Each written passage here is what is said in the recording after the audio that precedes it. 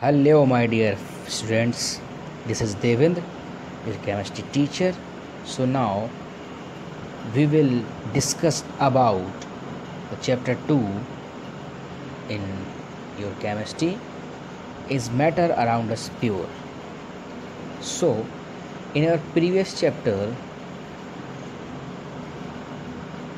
as we know that about the matter, we will study here the matter that are present in our surrounding is pure or not. So all the matter around us is not pure.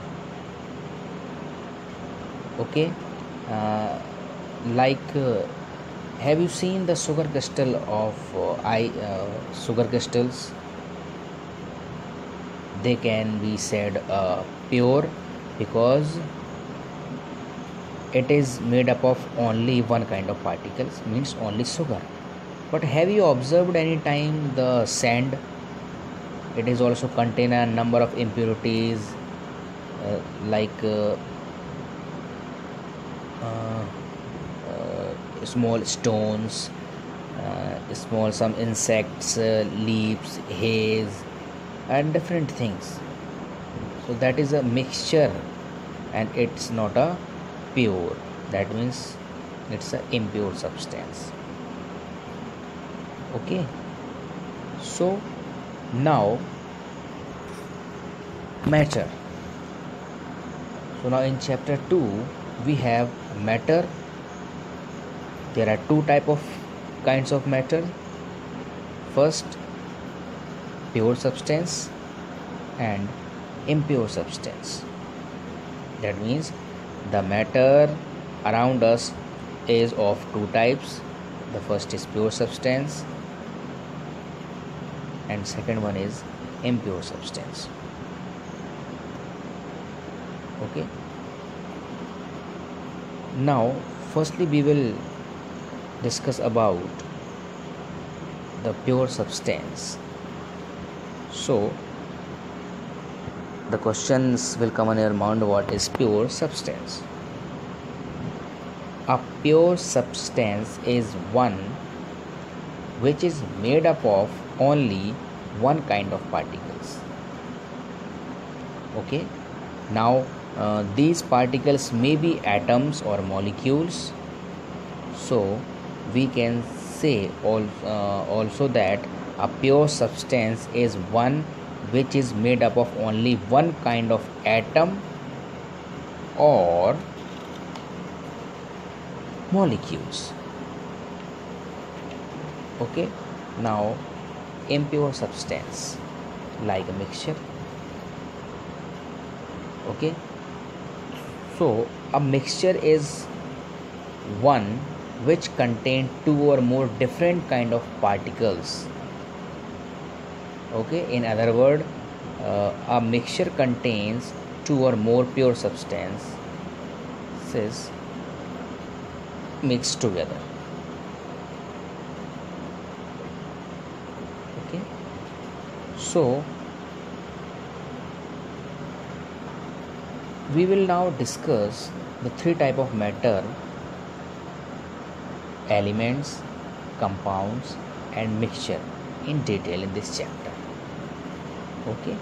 So firstly, there is a need to be discussed about the element. Okay. Elements. So and elements, let's be discuss about the definition of elements. So an element is a substance which cannot be split up into two or more simpler substance by the usual chemical method or applying heat, light, or electric energy, means by the physical methods. Okay. So it is called elements. Okay. Means an element cannot be split up into two or a simpler substance because it is made up of only one kind of atoms. Okay, now we have one more definitions of elements. An element is a substance which is made up of only one kind of atom. Atom is pure, pure, pure substance. Like iron, it is the only atom, and the iron made up of number of atoms molecules. Means iron, small iron molecules. Okay. So now we have a number of atoms, like in other words is the elements. In our there are 115 elements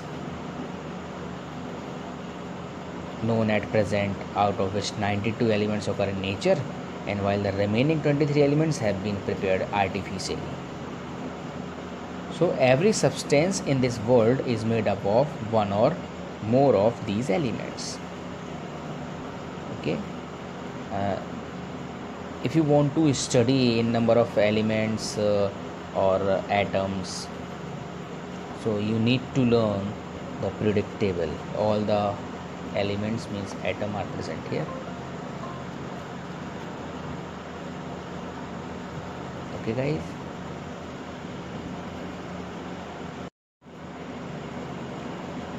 now we have another things. Elements can be solid, liquid or gas. Okay, some elements are solid, some elements are liquids, whereas other elements are gases at the room temperature. For example, sodium and carbon elements are solid, mercury and bromine elements are liquid, whereas hydrogen and oxygen elements are gases at room temperature. Okay, now on the basis of their properties, all the elements can be divided into three groups. First is metals, second is non-metals, and third is metalloids. Firstly we will discuss about the metals. A metal is an element that is malleable and ductile and conduct electricity. They are the main properties. Not only the properties, they are the main points that we classified the metals, non-metals and metalloids. Okay, so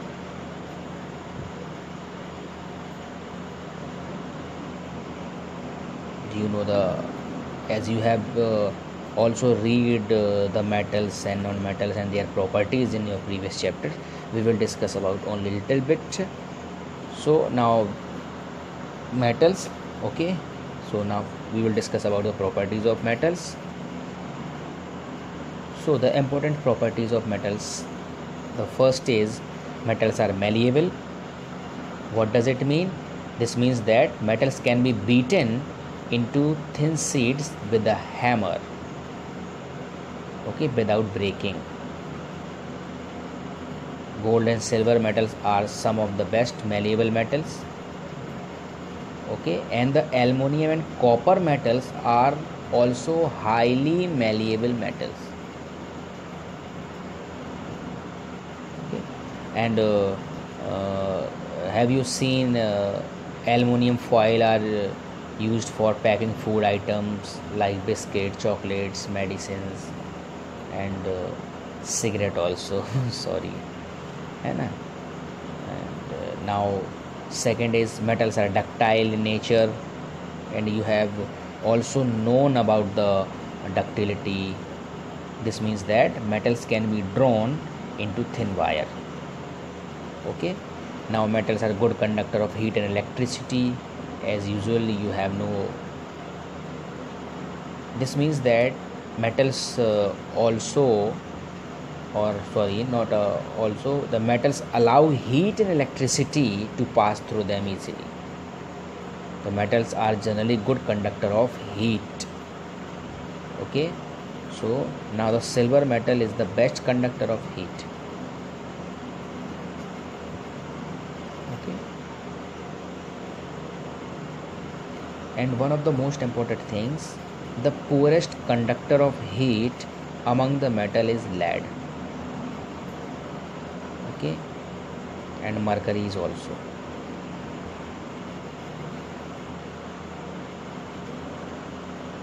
The electric wires are made up of copper and aluminium metals because they are very good conductor of electricity.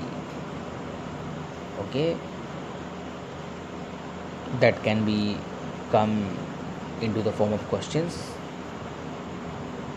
What type of questions is generated from that line? Why the electric wires are made up of copper and aluminium? Okay. Now we have another properties of metals. Metal are lustrous, means shiny, and can be polished. Okay. Now metals are generally hard. Metals are usually strong. They have high tensile strength. Tensile strength, this means that metals can hold large weight without breaking.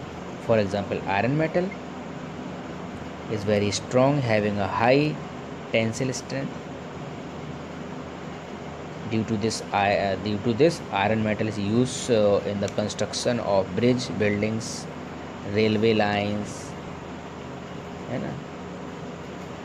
Now metals are solid at room temperature. Metals are generally have high melting points and boiling points. Metal have high density. Metals are sonorous. Metals usually have a silver or gray color. Okay. Now we will discuss about the properties of non-metals. So firstly, what is non-metals? The non-metals is an element that is neither malleable nor ductile and does not conduct electricity. You know the very well and example of the non-metals: the carbon, sulfur, phosphorus, hydrogen, oxygen, nitrogen, fluorine, chlorine, bromine, iodine. A number of examples we have. They are called, said to be non-metals. Okay. The properties, also the opposite like a metals. Okay, just opposite. Non-metals are non-malleable. Non-metals are brittle. Non-metals are not ductile. Non-metals are bad conductor of heat and electricity. Okay, but only diamond is a non-metals which is a good conductor of heat. And another example of graphite is a non-metal which is good conductor of electricity. Okay, they both are the non-metals, but they are conductor of heat and electricity. Non-metals are not lustrous. Lustrous means shine means chamak. They are dull in appearance. Only the exception is iodine, is a non-metals having lustrous appearance. Only iodine. Okay, that the things that I have been talk about the exception, you remember and note down in your notebooks. Okay. Now non-metals are generally soft, except diamonds, you know very well, which is extremely hard non-metals. Most of the solid non-metals are quite soft. Okay, they can be cut easily with the knife. And non-metals are not strong. They have low tensile strength. Non-metals may be solid, liquid or gas at the room temperature. Non-metals have comparatively low melting points and boiling points. And non-metals have low densities. Only one non-metals, iodine, has however high density. Non-metals are not sonorous. Non-metals have many different in color. Okay, so that are the properties of metals and non-metals. So the one questions comes in our minds, what is the difference between the metals and non-metals? So on the basis of the videos, you have to prepare the notes and write down the difference between metals and non-metals. We will discuss about more in our next or in my next video. Okay, so have a nice day. Thank you so much.